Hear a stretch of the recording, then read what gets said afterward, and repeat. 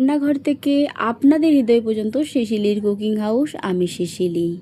কম মশলা সহজ রান্না, তবে গরম ভাতের সঙ্গে এই পাতলা ঝোলের স্বাদ যেন মন ছুঁয়ে যায়। ঘরোয়া রান্নার সেই চিরচেনা স্বাদ, ভালোবাসা আর যত্ন নিয়ে এই রান্না। তাহলে চলুন দেরি না করে শুরু করি আজকের রান্না। শিলের মধ্যে মশলাটা বেটে নিয়েছি, 2টো শুকনো লঙ্কা, 2টো এলাচ, 1 চামচ জিরে ভালো করে শিলের মধ্যে বেটে নিয়েছি। আপনারা চাইলে মিক্সির মধ্যেও বেটে নিতে পারেন। চালিয়ে কড়াই বসিয়ে দিয়েছি, কড়াইটা বেশ গরম হয়ে গেছে। এরপর সর্ষের তেলটা দিয়ে দিলাম, তেলটা গরম হয়ে গেছে। এরপর মাছটা ভাজতে বসিয়ে দিলাম, আর মাছে সামান্য নুন আর হলুদ দিয়ে মেখে রেখেছিলাম, মাছটা লালচে মতো ভেজে নিলাম আর কি।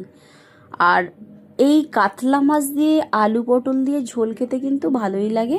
আপনাদের বাড়িতেও কি এইভাবে আলু পটল দিয়ে কাতলা মাছের পাতলা ঝোল রান্না হয়? কমেন্টে নিশ্চয়ই জানাবেন। আর যদি না আপনারা বানিয়ে থাকেন, একটিবার এইভাবে এই ঝোলটা বানিয়ে দেখতে পারেন। কথা দিলাম আপনাদের সবার ভালো লাগবে।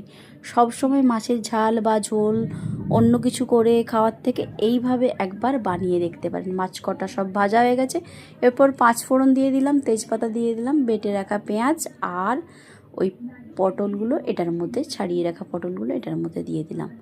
ব্যাস এইভাবে পটলগুলো এক ধার সাইড চেপে ভাজতে দিয়ে দিয়েছি। আর মাঝখানে দিয়ে দিলাম ওই মশলা আর টমেটো, পাতলা করে কেটে রাখা টমেটো আর পেঁয়াজটা ভালো করে এটাকে ভাজবো। একটু ভাজা ভাজা যখন হয়ে যাবে তার উপর দিয়ে দিলাম আলু দেওয়ার পরে দিয়ে দিলাম পরিমাণ মতো নুন হলুদ। আর এটাকে কিন্তু ভালো করে একটু কষাতে হবে। আর এটাতেই কিন্তু আলু পটল খুব ভাজা ভাজা মতো যখন হয়ে যাবে, তারপর ওই শিলে বাটা মশলাটা এটার মধ্যে দিয়ে দিলাম, দিয়ে খানিকক্ষণ আবারও কষাতে থাকবো। ব্যাস কষানো হয়ে গেছে, তেলটা একটু ছেড়ে ছেড়ে গেছে যেন মনে হলো, তখনই দিয়ে দিতে হবে গরম জল। গরম জল দিলে রান্নার দ্বিগুণ স্বাদ বেড়ে যায়। আর আমি ঝোল জাতীয় রান্না করলে আমি গরম জলটাই ব্যবহার করতে ভালোবাসি। তো গরম জল দেওয়ার পরে গ্যাসটা দেখলাম বাড়িয়ে দিয়েছি। যখন খুব ফুটে যাবে তখন আবার কমিয়ে দিলাম। আর সব কিছু সেদ্ধ যখন হয়ে যাবে, এবার ঠিক নামানোর কিছুক্ষণ আগে মাছটা দিয়ে আবার একটু ফুটিয়ে নেব, তারপরে নামিয়ে গরম গরম ভাতের সাথে পরিবেশন করব।